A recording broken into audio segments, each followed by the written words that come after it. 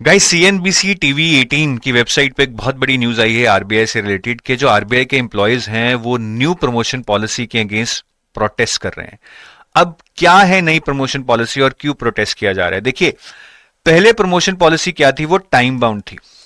Time bound मतलब कि आपने एक पोजीशन पे कुछ साल बिता लिए तो उतने साल के बाद आपको नेक्स्ट लेवल पे प्रमोशन दे दी जाएगी।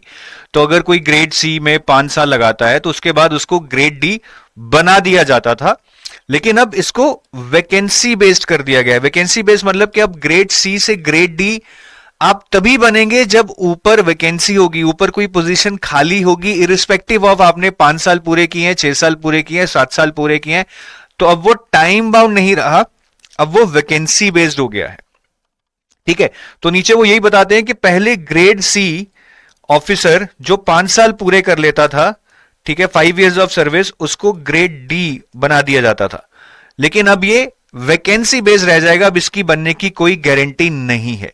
लेकिन अच्छी बात यह है कि grade B to grade C, ठीक है, में ये नहीं लागू होगा। ग्रेड बी 7 साल लगाने के बाद ग्रेड सी बनते थे, वो अभी भी बनेंगे, वो अभी भी टाइम बाउंड है।